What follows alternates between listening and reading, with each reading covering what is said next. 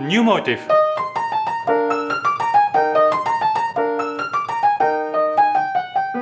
I mean, can we give him credit for this? Ladies and gentlemen, by the time this video hits YouTube, we still have a Kickstarter campaign running. And the Kickstarter campaign is built around the Opus 299, this famous school of velocity of Karl Czerny. It's challenging to produce a record, to produce a CD box, a beautiful CD box, clamshell, like in kind of Beethoven, our Beethoven symphony. It will be something like this. It's challenging because not many people today regard Czerny as an interesting figure, an interesting composer. Of course, not a composer, let alone a piano pedagogue. I mean, Karl Czerny is like very low in our esteem today. And of course, producing a recording around this, a bundle of etudes. I mean, who's doing that? Now, today in this video, I'm gonna play you one etude, maybe two, depends on how much time we will spend with these etudes, to just let you know and to just let you feel like and hear how beautiful of this music is. And we're gonna touch also upon some technical issues, how Czerny is able within this, yes, simple music, but very effective music, to produce a very effective tool for you as a pianist to develop your velocity, to develop your fingers. Basically, the Opus 299 is a 5-finger exercise. You don't hear that because it's hidden behind so many layers, technical layers, but also musical layers. Now, by the way, this setup is not normal for this piano. I do practice like this, but this is not the desk of this piano. This is the desk of the Frenzel piano. That's an original fortepiano. It's over there. You can't see it, but it's over there. Because the original one is here, and that collapsed under the weight of heavy scores, especially this one. This is the original Beethoven score, transcription by Karl Czerny, from which Alberto and I played from. We recorded the entire book, can you imagine? That's these CDs, by the way, 10 CDs. Highly recommended if you haven't checked it out. You can listen 3 times for free, by the way, on our Bandcamp site. Czerny will be like in the same quality, also with a large booklet, because I have a lot of things to say about this. Let's focus now on number 23 to start. And that's a piece in A major, with a beautiful melody in the left hand. I'm going to play the piece for you, and then I'm going to switch to the tablet to highlight some things. Now, in terms of tempo, Czerny gives 63. For a full measure in single beat, for those of you who are new, we take a different approach, which we call whole beat approach. We do not take 1 tick per note value, but 2. So that basically means here in this etude that you have 1 tick per dotted quarter note. The piece sounds like this.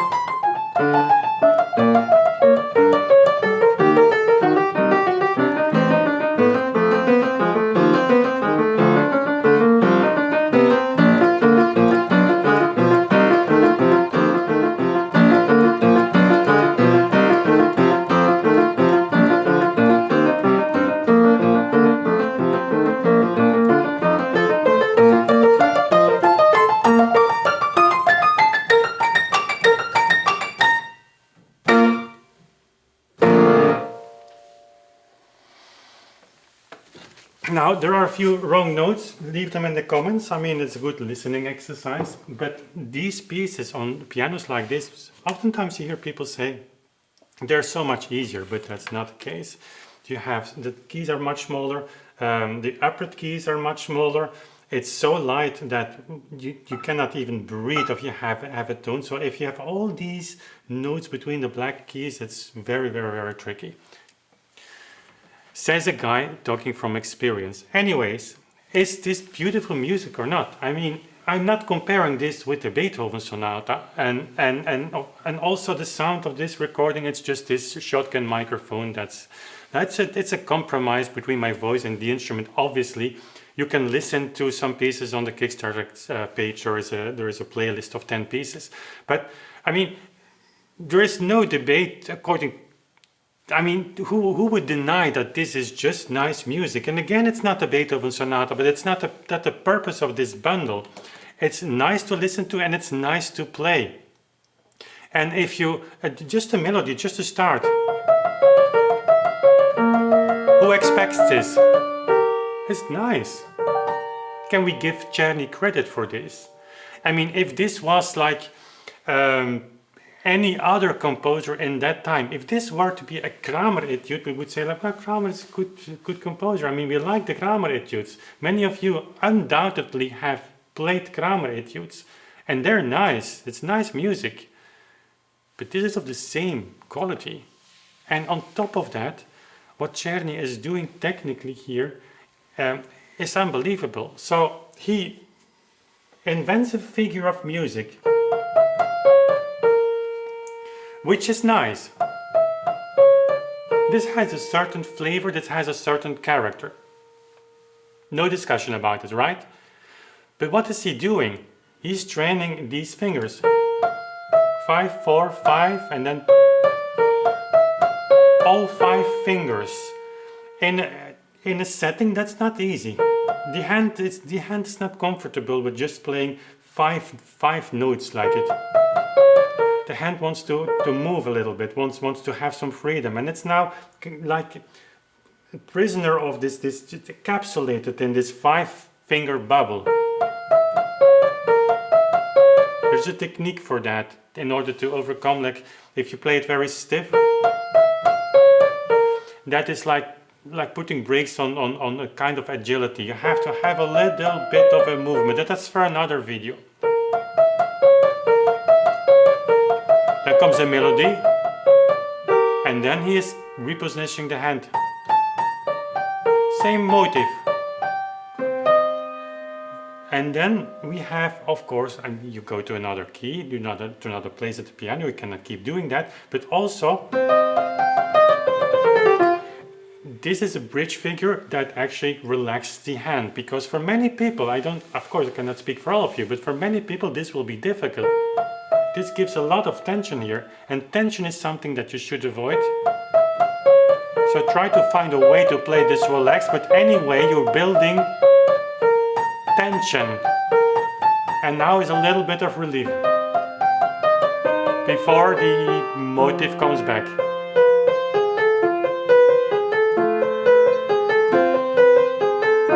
Again, there is like a spreading of the hand, makes it more difficult, and then again relax.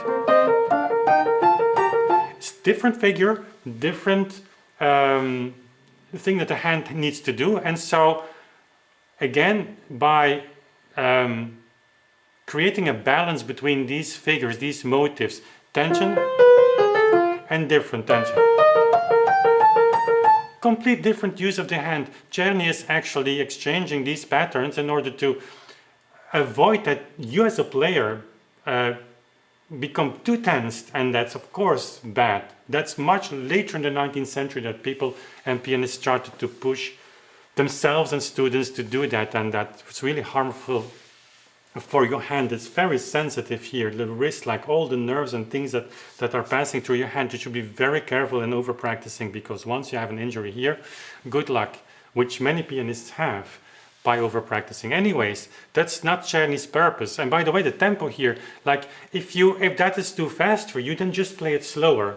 I mean, Czerny is developing here the agility of your fingers. He is not, his purpose is not to transform you into a kind of Superman who can do superhuman things. And if you would play this in single beat, what many pianists today actually try to do, and there are videos on YouTube that actually comment also on our whole beat practice and say like, yeah, maybe it's true because it's too fast, these tempos, but like, yeah, Czerny obviously wants you to practice so that you can play as fast as possible. No, that's wrong, because in the preface, Czerny says you have to play these pieces in the tempo I indicate. So it's simple as that, which I did in whole beat. But if that's too fast for you, then you just go slower.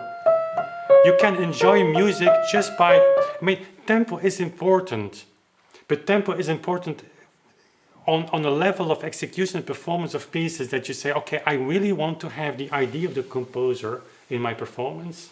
And then, of course, then there is only one solution, that's to match the tempo that the composer had in mind, because that's the only way where you can match what the composer had in mind with your playing. That's the only bridge. You cannot, the score doesn't say anything about articulation, about phrasing, about accentuation, about dynamic play, about a certain rubato even.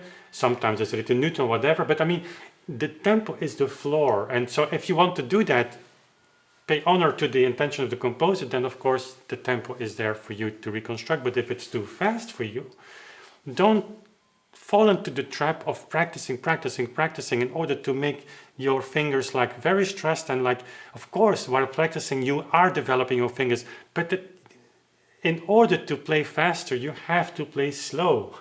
And the meaning of these pieces are just to develop your independence of the fingers, the agility, the velocity of your fingers. So if you play it slower,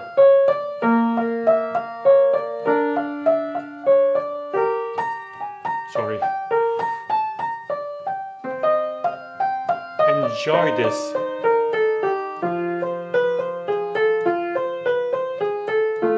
And then you can pay attention really to what is happening in your hand.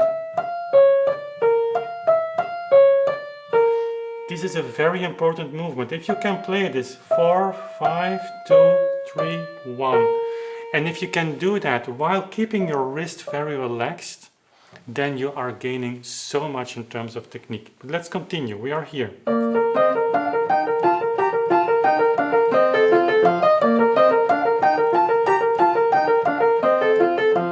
That's a new figure. Czerny is introducing that, like I said, not only for technical reasons, to comfort your hand and your wrist a little bit, but he's introducing something new. We had here at the beginning this nice melody, and now left hand is participating. By the way, I'm playing from a tablet and I'm actually not indicating anything. But anyways, the score is not so difficult to follow. So there you have a new motive, and he's playing around with that. What is he doing then? Building crescendo from here, very rhetorically.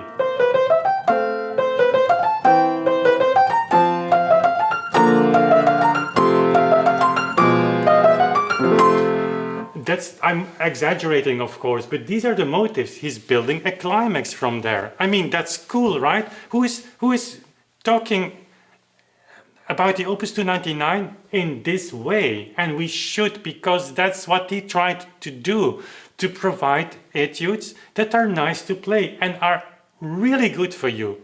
For all of you. I mean, we played the first etude in the last video that I made about Czerny. Check it out if you haven't done so. It's just one page with the cadenza. You just start. I mean, those pieces were meant for beginners, like the first years of students. Can you imagine that? Maybe this is a little bit more advanced. But he's giving so much material. So here, piano, and we have crescendo, building, question mark, crescendo. High point, again a kind of cadenza, right? And that's very difficult on pianoforte. By the way, the tuning is not 100%. It's always a little tricky with the piano, certainly when you have like a pianoforte, when you have this high, and the weather is of course. This is super tricky, and this is much easier on a modern piano. But again, 5 fingers on the black keys. I don't know if you can see it with that camera. And then he continues like, again, the same 5-finger exercises as we had at the beginning with the stretch of the octave. But now with this musical effect, because we had this motive like, and then we have the building of the climax. And then we just continue. Here. Diminuendo. Question mark.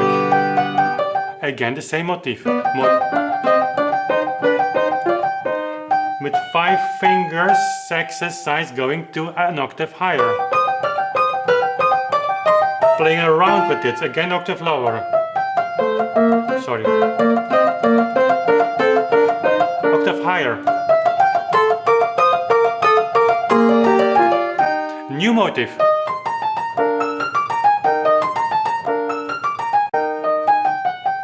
I mean, can we give him credit for this? I have now, we're working with the database. For those of you who don't know, that will be a huge project collecting all, it's kind of the IMSLP of the metronome marks. That will be so cool, and you can have like quantitative research with that, like comparing metronome marks, time signatures, fast structural note values. It's super interesting. But now we come across like other personalities of the 19th century, also with etudes that actually tried to imitate Karl Czerny, because he was very popular at the time.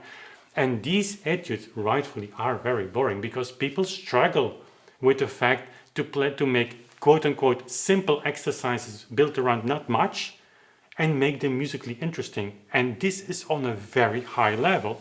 So we come here.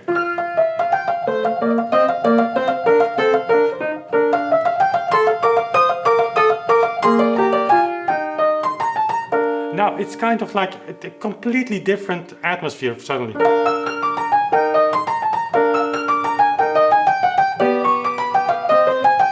And at the same time,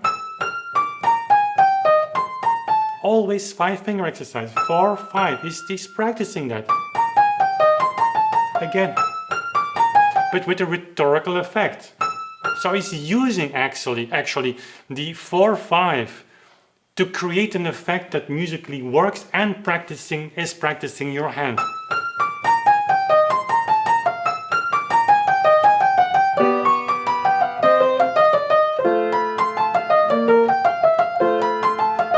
It's beautifully done. I mean, that's first-class composition. This is very well done. And I guess many of you have never heard this etude. Just you hear the first few, which are already impressive if you dive and zoom into them. But like this is like, it's a small sonata almost, but from a technical perspective. Again, relief of the hand. This is not so difficult to play. I mean, this is very normal. That's much easier than these 5-finger things, like which are like a little bit tricky all the time and create tension. So you have that bridge passage.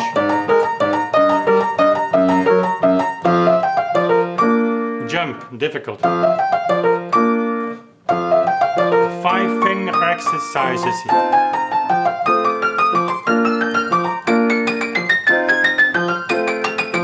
This is just beautiful. I mean, it doesn't make much sense to dive into detail here and much deeper and to say like, okay, this is like a rhetorical this or whatever that we do with Mozart and with Bach and with Beethoven at the clavichord or here in the future. Like this is musicality on a kind of essential basic level, but therefore it works. And again, I repeat myself many times now, but it's an exercise. We shouldn't forget that. It's just nice music as well. Listen to the left hand. We come from this.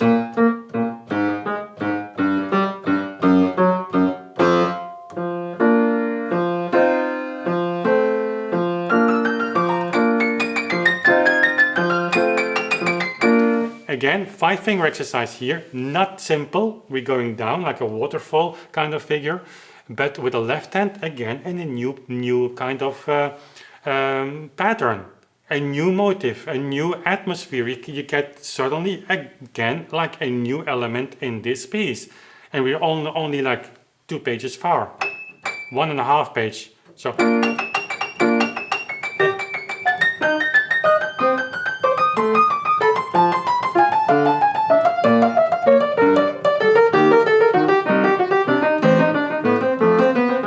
and then he builds up to the high register again. So this is difficult because now you have the left hand jumping not in octaves, but in like octaves and 2 notes. For many people, and many people watching right now, this will be very, very difficult because you have to coordinate 2 jumps. That's of course what he wants. He doesn't want you to play like in 100 notes per second. Obviously not. He just wants you to practice these things. And if you do it even very slowly, you will practice your hand in a way that is very hard to achieve with other music, because you have certain patterns that you have to apply.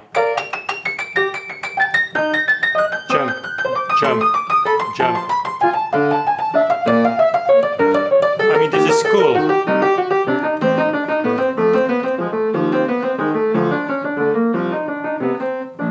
Nice.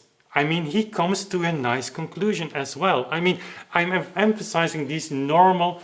I wouldn't say that with Beethoven or with Mozart or Bach, like, yeah, he's doing a great job, like he's ending here nicely, but I have to do it with Czerny because he needs so much more of our support as a composer. And listen, we all are biased.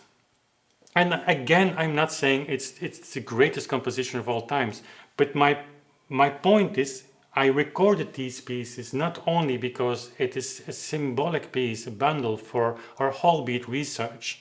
You just take the Opus 299, most pianists can just sight read the first ones on many levels. I mean, and then just see what the metronome mark says. It will be astonishing for many people to realize at the piano what the single beat reading of those metronome marks actually mean.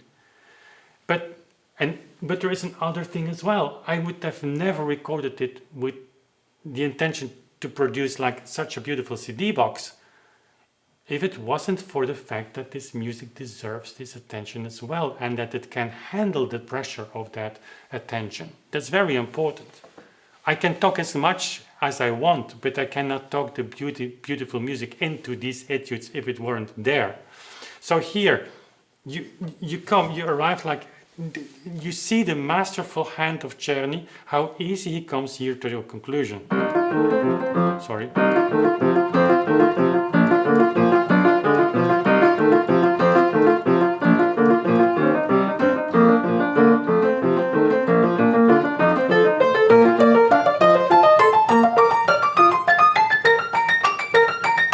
So at the end you have a different figure, like it's an arpeggio. It's not really an arpeggio, it's like broken chords, which are difficult because suddenly you have to travel with both hands over the piano, over the entire compass of the piano. So I still hope that you can see me because the sun is shining really hard. So let's do the other piece for another time. So there are many pieces like that in the Opus 299. You just have to dive into the bundle and discover them. And again, Karel Czerny as a composer is still waiting to be discovered.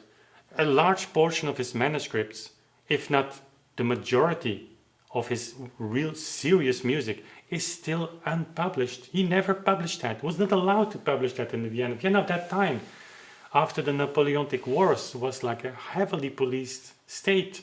So Metternich actually imposed like a kind of doctrine on these people. They were not allowed to rock the boat, so to say, to do new things, innovative things. There were a few people with an exception.